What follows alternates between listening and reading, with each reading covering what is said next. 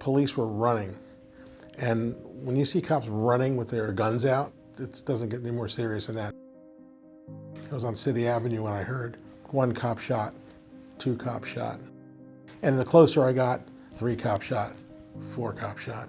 I didn't know about 5 and 6 till after I got there. It was pretty intense. I got there, the volleys of gunfire were still going on, multiple shots, dozens of shots. First thing in my head is, don't interfere with them and don't get hurt. I don't want to be the news, I'm there to cover the news. The photo I chose was of the family of Willie Veazey. He was exonerated after being in prison for 27 years. The news just broke.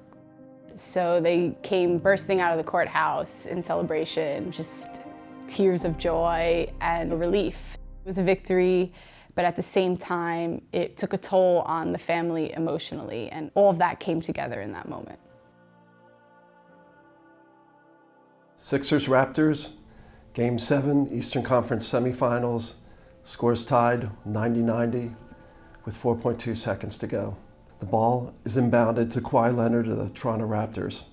He drives right, and with less than 1 second, he shoots a tough fadeaway jump shot over the outstretched arm of Joel Embiid. It's nerve-wracking at the moment because you're feeling the pressure, just like the players, to get a photo of that shot.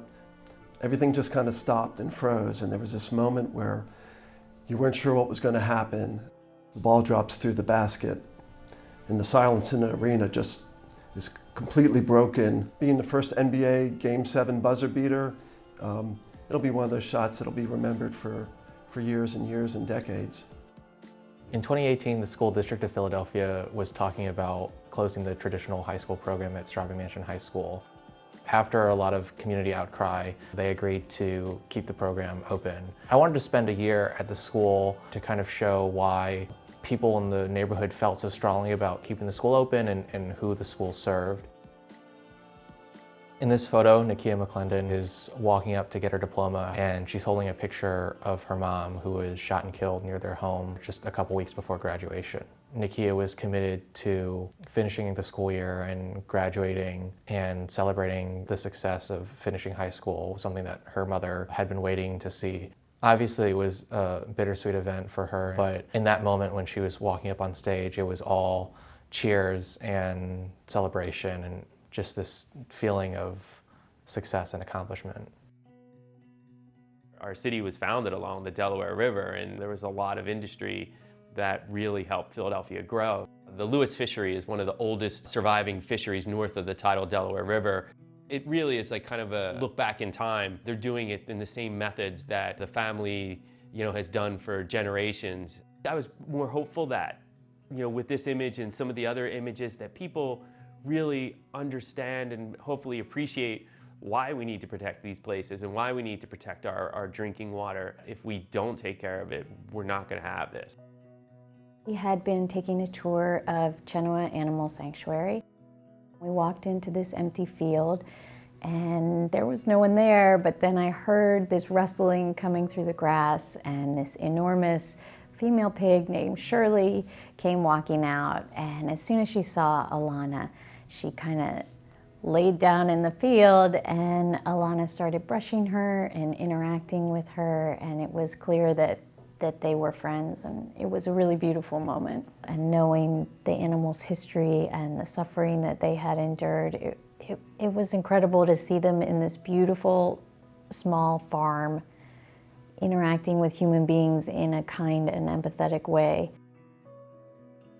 I like this photo because of the simplicity of it. It was kind of like a neat composition. He kind of had his hands up and his eyes closed, and he had this orange shirt, that kind of went really nice with the green of the fountains, and he sort of looked like stoic. The photo I chose was the bullet holes that were in the window with a picture frame of a little girl named Nicolette in the background. Gun violence is very serious. I want people to see who it's affecting.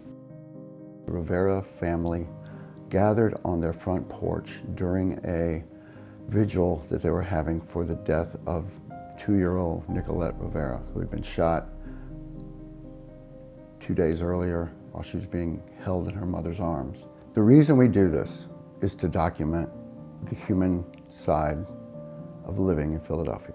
Right now we have a really bad drug war going on. People are dying.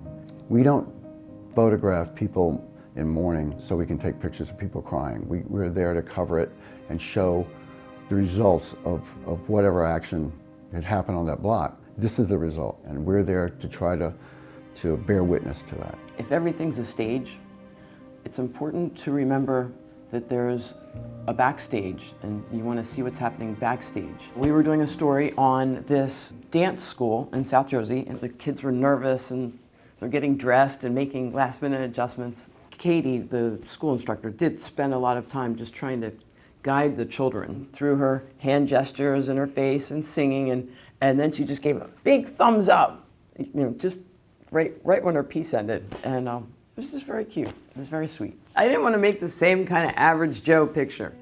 Eagles games are fun. Weather can be unpredictable. Fans are unpredictable. The team's unpredictable. I've been covering the Eagles over 20 years.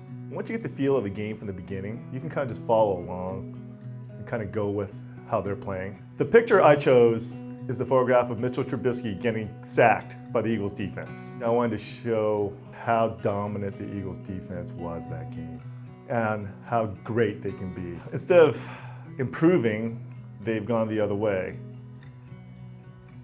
But anything can happen towards the end. I'm covering the Philly Pops, their annual Independence Day concert on the Mall. And I happened to see the reflection of the people in the glass pavilion of the Liberty Bell. I love history, I love being in Philadelphia. I probably walked past the Liberty Bell hundreds of times in the last 30 years here. It's still an exciting thing for me, and to be able to go to a place that I've been to dozens and dozens and dozens of times over my career, the Liberty Bell, to see something in a new and different way. And I've never seen that reflection before, because the lighting wasn't right or the people weren't right.